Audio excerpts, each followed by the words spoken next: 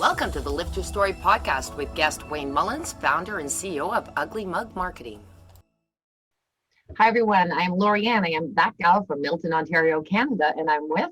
I am that guy. I am Roy Miller from Dallas, Texas. Welcome to our Lift Your Story podcast. In this episode, we have Wayne Mullins with us, and he is the founder of Ugly Mug Marketing. Thanks for being with us today. Thank you so much. I'm looking forward to our conversation. I'm excited about this. Well, so I've got to ask you, how did you come up with the name Ugly Mug Marketing? I love it. How did you come up with that? Yeah, Roy, there's actually a bit of a story behind that. So the story is this. There's a gentleman by the name of David Ogilvy. And David Ogilvy came over to the States, I believe it was in the 50s. Rumor has it he landed here with $40 in his pocket, kind of the American immigrant dream here, and decides he's going to build an ad agency. And over about a 15-year period, he actually built the world's largest ad agency. It was called Ogilvy and Mather. To this day, they're actually still in the top 10 in terms of size with offices around the world. And David was famous for this one phrase, and that phrase was, I would rather an ad that's ugly but effective than one that's beautiful that isn't. And so much of what we stand for at our company kind of represents, or that one quote embodies what we stand for. And so the name is really just a play off of that phrase. Ugly marketing just didn't quite have the right ring, so we needed something in the middle, and mug it was. Perfect. Yeah. So what kind of feedback do you get from people when they're coming to you for your advertising services or whatever, and they go, oh, I'm not sure about this ugly mug. What's this all about? Yeah, so most people, we typically have a positive feedback off the name. People tell us, it's clever, it's creative, it's different, it's a name you won't forget. But to be honest with you, I know for a fact we've lost some clients. In other words, some people have deliberately chosen not to work with us simply because of the name. As a matter of fact, we had one person who'd reached out and said they would love to do work with us. They loved our company. They loved the results we got for people who'd referred us to them, but they could not or would not do business with a company called Ugly Mug Marketing, and wanted to know if I'd be willing to do business under a different name for their project. So unfortunately I said no, and we're still standing strong with Ugly Mug Marketing.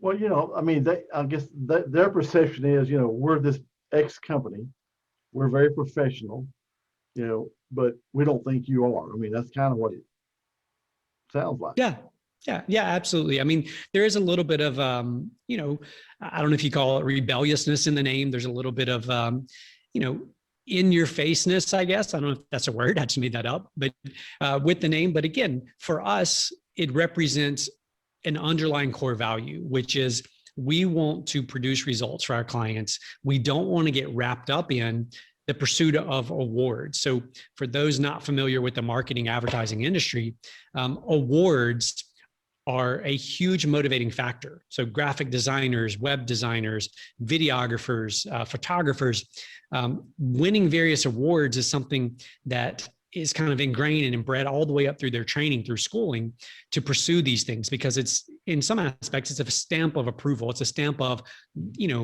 their worth or their level of attainment in their industry. And those things can be very distracting, right? They can pull us away from what we believe matters most, which is, at the end of the day, getting results for our clients. I know a guy that does video for the Dallas area rapid transit or train system here in Dallas. The same thing, you go to his office, he shows he's got these statues and these plaques and stuff. And, he likes getting them, but, like you said, I'm just trying to do the best I can for the company. These are nice, but, that's not what I'm here for, Yeah, absolutely. And there would probably be a little bit of, I would find that when you're trying to go for the award, sometimes you're going with the flow rather than doing your own thing, because, being outside of what you would think would win an award would not be something they want to do. Just if you're going after that award, is what I'm trying to say, is you're kind of like swimming with the fish instead of against them quite often, just to try and get that award. But I did have something to say about the ugly mug because of the story. Back to it. I would think that if somebody is personal branding and they have their face all over everything, that might be a little bit intimidating. Yeah, I don't know if you were an individual that you'd want to use the name Ugly Mug Marketing, but hey, it may work for you. I'm not the one to be the judge of that. I'll let other people judge that for them. I personally would love it. I think it's great. Well, but advertising is really a very competitive business, isn't it? It is. We're living in unusual times, Roy. We're living in times where anyone with a smartphone can proclaim themselves to be a social media, a marketing guru, right? They can shoot video, they can make posts across a variety of platforms, all with a little device that fits in their pocket or in their purse or whatever it may be. And, on the one hand, what that does is that, it kind of dilutes the market. In other words, how do organizations determine who is quote unquote legit versus those who are just making a lot of noise or talking a good talk? And so it does create a bit of a challenge for people trying to make those decisions for clients and organizations. Yeah. I know the advertising industry really had to take a big shift because I was in the advertising. In fact, when I came out of university, that was one of my first jobs working in an agency, which was interesting. And they used to call it the young man's business, like a young man's game kind of thing. It's been changing since. But so how do you look at those transitions? Because it did dilute the market. And I think that there had to be a shift of thoughts when it came to advertising and being an agency. Yeah, for the longest, for those not familiar with kind of the ad agency history, there was so much money that was pumped through these few companies, through these ad agencies. And the reason was the barriers to entry. In other words, to become an ad agency was so expensive. Cameras were, $30,000, $40,000, $50,000. To produce a commercial was $20,000, $30,000 for a 30-second spot. And, when I say that, it seems like that was a long, long time ago, but the reality is that was only, 20 years or so ago, 15 years ago. And over that time, those walls, those barriers have come down. But the ad agency business was really built on the ability to get messaging, right? Your organization, your business, your messaging out to the world. And with the rise of all these various social media channels and YouTube and search engines and all these things, we all now have the ability to get our message out to the world in the same manner that it used to literally take tens of thousands of dollars and huge ongoing budgets to get your message out into the world. So it's with everything, there's a saying that with success comes new challenges or new things that you have to overcome. And so sure, it's become cheaper and cheaper in terms of being able to produce and get your message out to the world. But the flip side of that is it now takes more and more time to figure out, where do I put my message? Which platform? Because there's a new platform born every day, right? Yeah. So, advertising is a creative type business, and so how do you find the creative people? Yeah, it's a great question. I think part of it stems from culture. So building and being intentional about building a culture that fosters a sense of creativity. One of the things I say that is, if you're unintentional about building the culture you want, then you are intentionally building the culture you don't want. And so we've been very intentional about building a culture that stands for certain values, right? And it goes back to our name. So a value of ours is, again, getting results for people. And so I think that when your culture speaks certain language, it does. Every culture speaks a certain language. That's why, you and I could walk into different stores and there's a different vibe or a different feeling we get in those stores, right? It's the culture speaking to us. It's what comes down from the top. It speaks to us as we walk in. So yeah, I think for us, I don't know about for other people, but for us, attracting the creatives comes from having a culture that supports and nurtures the creativity. So what you're saying to me sounds like is ideal for the young people of today, because that's what they're searching for. They're wanting to become part of that, not just have a job. They want to feel like they're important. They want to contribute. They want to, reach their goals in their employment, their personal development, and all that. So are you seeing young people, in your business, or a lot of them coming in that are really very, say, exceptional for your culture? Yeah, absolutely. So, what's so interesting is that when we think about, young people today, they often get a very bad rap. They get a rap for being lazy. They get a rap for being entitled. They get a rap for, just wanting to show up and get a paycheck and not do a job. And what I would say is that, there are obviously cases where that is true, right? Just like with older generations, there's cases where that is true.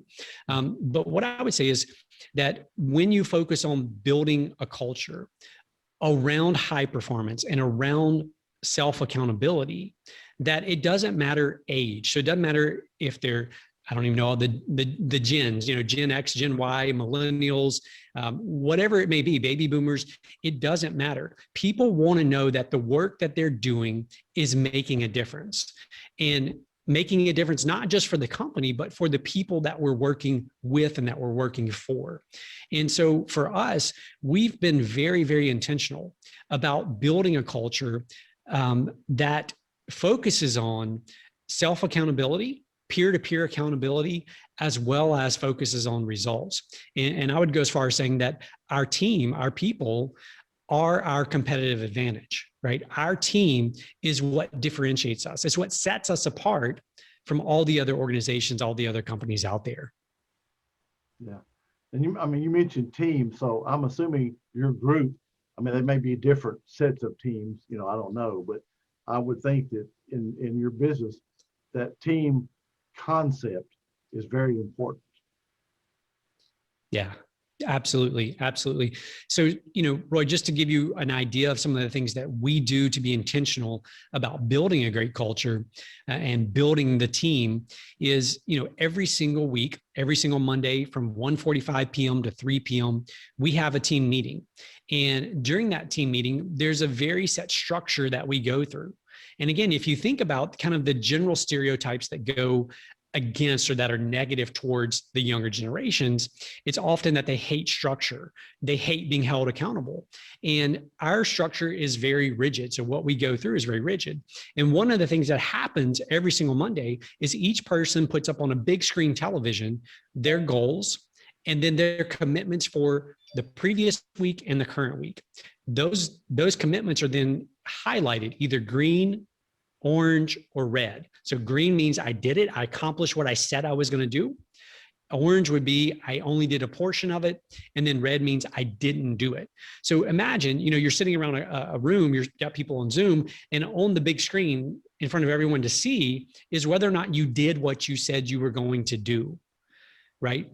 So that's one element. That's a little kind of insight on how we structure it. Another is every single Tuesday morning, we do one-on-ones. So I meet with the team leaders, department leaders, they then meet with their reports. And what's interesting about that is those are not driven by the person that's the quote unquote manager or the leader.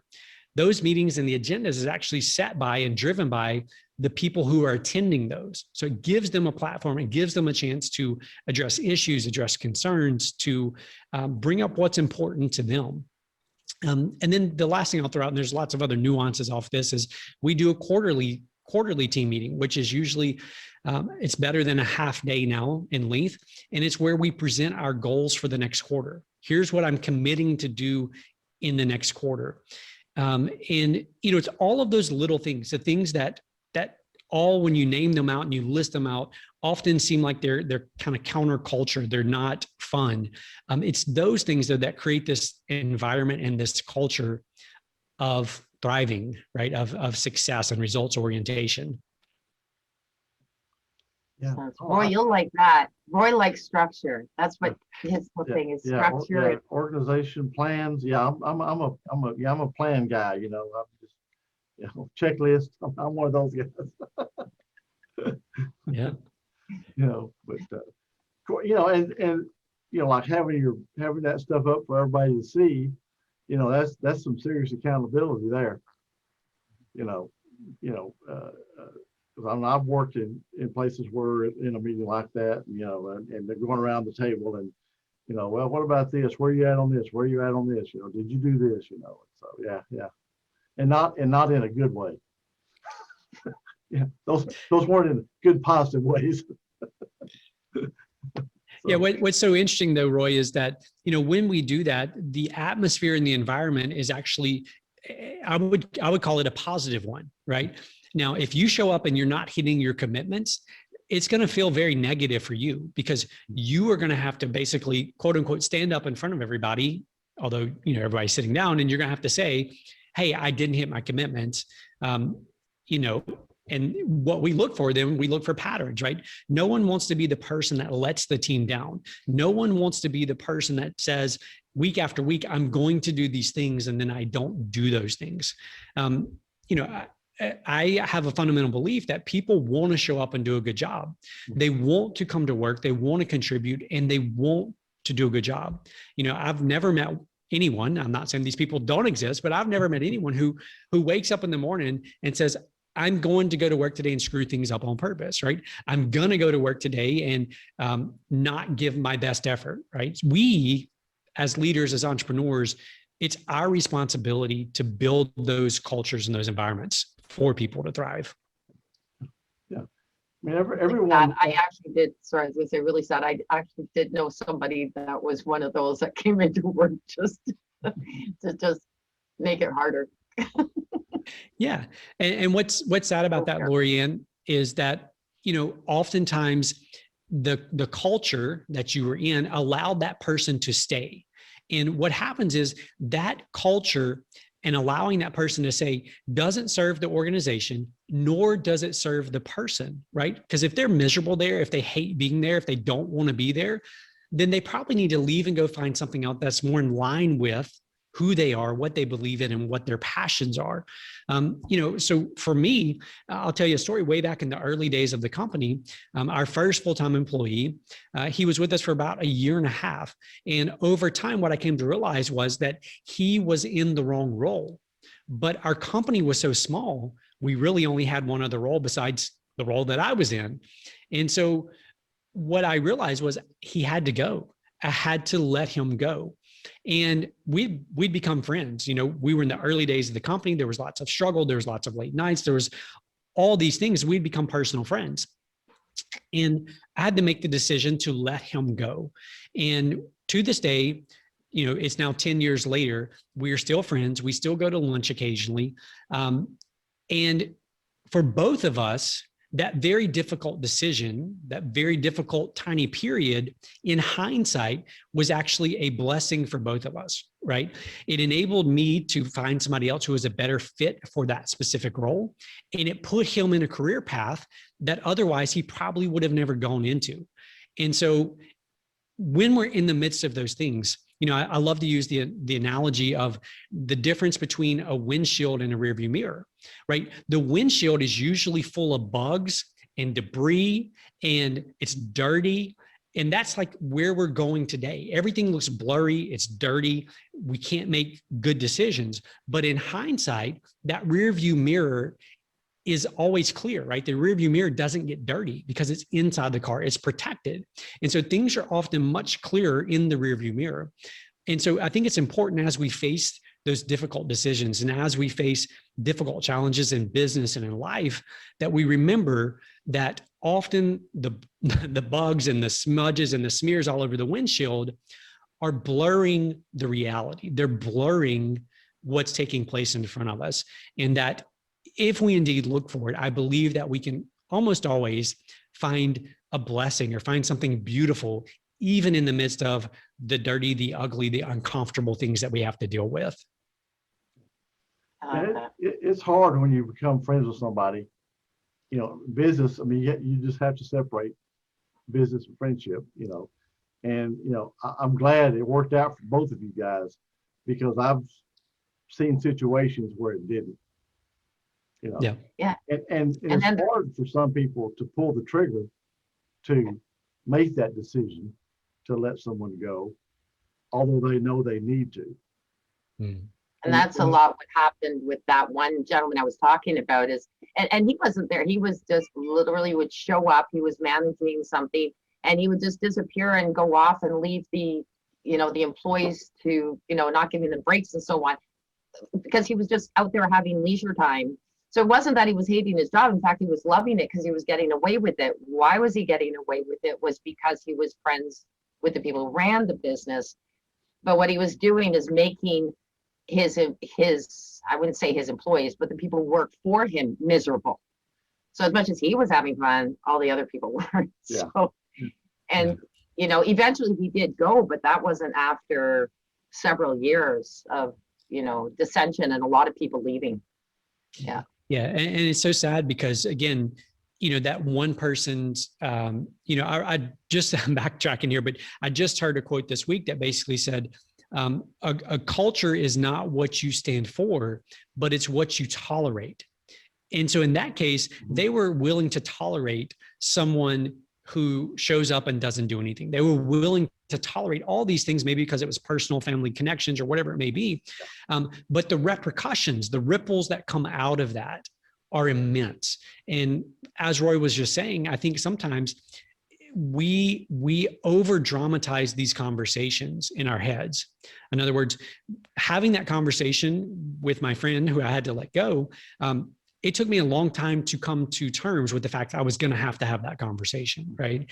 And just as a side note here, I think it's important for leaders or anyone in a role where they have, the livelihood of other people, quote unquote, in their hands. In other words, they can make firing decisions, that no one should ever be caught off guard when they're fired. No one should ever be surprised that you had to let them go. In other words, the conversations have to take place ahead of time. They have to understand why their performance isn't to the level that it should be, or why they're out of line with the policies, the procedures, whatever it may be. So for the gentleman that I had to let go, when he ended up getting fired, it wasn't a shock necessarily to him. Right? It wasn't a surprise because we'd had the conversation that said, look, here's the things that are happening that have to be fixed. And it wasn't just a one-time conversation. It was, here's some ideas on how we're going to fix these things, et cetera, et cetera. So I think that's so important that anyone who does have that responsibility, that they're careful with that responsibility. Well, yeah, because that person may think they're doing a great job in their mind, but then if you take the time to counsel them, maybe you can help them out and say, look, we need to work on this, you need to get better at this or whatever, but then over a period of time, if they don't, then like you say, you've had the conversations, they've been made aware, they've been given the opportunity, and you're finally at the point where you have to do what you have to do, unfortunately. Yeah, absolutely. I think what y'all kind of just alluded to reminds me of something we talk about a lot, which is the difference between explicit and implicit communication. And so oftentimes we believe we are explicitly communicating things. So it could be in personal relationships, family relationships. It could be in the work environment. We believe that we are explicitly setting expectations or setting boundaries for people, when oftentimes they're more implicit. In other words, we're implying certain things. We're implying certain boundaries or certain expectations on people. And we end up getting frustrated when people violate what we believe was explicitly communicated, right? So I'll give you just an example. Showing up on time.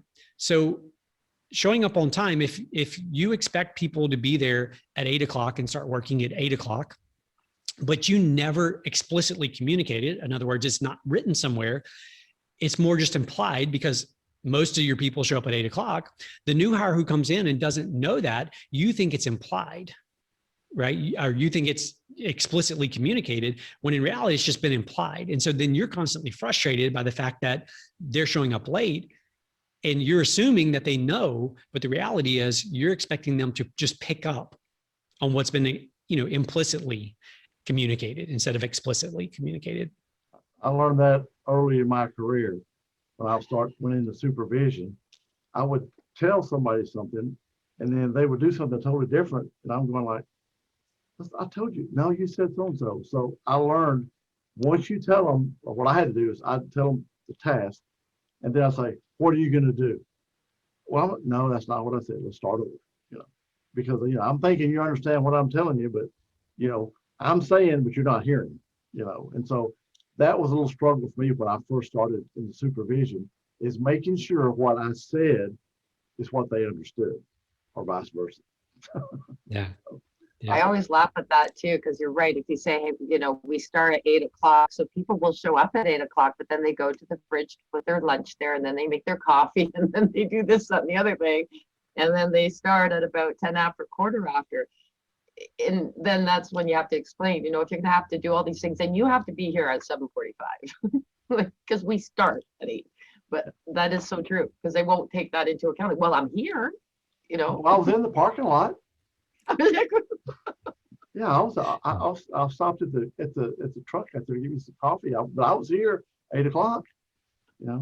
Well. Yeah.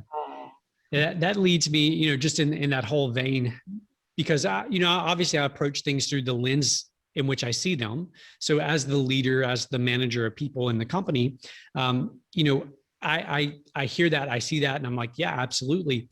But then the flip side of that is, we as leaders, as managers, or even people who are aspiring to be those things, we have to learn that the most difficult person that we will ever have to lead is the person that looks back at us in the mirror every morning. And it's until we understand that. And let me give you a perfect example. So, I'm quote unquote the founder, the CEO, whatever title you want to give me of the company. So no one tells me necessarily what time I have to show up. But if I expect my team to show up on time and be ready to work on time, and then I come dragging in every morning at whatever time I feel like it, right? I'm not holding myself to the same standard that I'm holding everyone else to. And what I would say is, if you want a culture that has high standards, you better look at the person in the mirror first and hold that person to those standards first and foremost. Yeah, I'm a firm believer of leading by example, period. Yeah. That's it. A good leader does lead by example. In my opinion. In my opinion. No, I'm on the same page with you, Roy. I completely agree. So Wayne, how can our listeners reach out to you? Sure, Roy. The easiest way is just on our website. It's just uglymugmarketing.com. It's got all the links to our social channels, my email address, phone numbers, any of that information they could possibly want would be there on the website itself. Great. That sounds pretty simple and easy. That's easy. Everybody ought to be able to do that, right? Absolutely. If you don't mind, could I just leave your listeners just with one kind of final thought that I think is, what I would say is what I'm going to share is something that's had a profound impact on my personal life, on my business life. It's something that, it sounds very simple, and yet this one little simple thing, because it is simple, it's also simple not to do. And that's simply this, that consistency creates miracles. So whether or not that's in our personal lives, business lives, family lives, whatever it may be, consistency does create miracles. And so we all know the things that we should be doing, right? We know that we should be picking up the phone and calling our family members more often. We know that we should be spending more quality time with certain people in our lives. We know that we should be, you name it, right? There's a list of things we know we should be doing. And yet we give ourselves a pass because often those things are simple to do, and they're also simple not to do, right? And so I would challenge everyone listening, and myself included, to constantly remind ourselves that consistency does create miracles. It's the little tiny decisions that we make every single day that have just a profound compounding effect over time. I'm glad you shared that, because Lorianne and I have found that being consistent has really helped us a lot, hasn't Lorianne? Absolutely. Yeah. Notice that very much so. And you notice the shifts too, the downturns when you're not consistent. And I would say, Wayne, like you're saying, and the downturns would even come that if you stop getting connected with people that you love, you can, personally, you do feel that effect, funny enough. And yeah, so particularly when your mother, texts you and said, well, why aren't you calling me anymore? She does. At 80, she decided that she'd learn how to text. Now I'm really scared. That's awesome. But it's true. If I don't speak to my mom, I know that has an impact on her. It has an impact on me. And those are the little things we don't think about. We think, well, it'll be okay even if I don't do it now, but it does. It impacts not just business, but also personal. Yeah, so absolutely. I love what you said. Thank you. Thanks for Wayne, we really appreciate you spending time with us. It was really a pleasure meeting you. Absolutely. Thank both of you so much. I appreciate the time and enjoyed the conversation. I hope y'all have a great rest of your day. Okay, you too. Thank you for being with us. Thank you for listening to this episode. Be sure to visit us at lifterstory.com.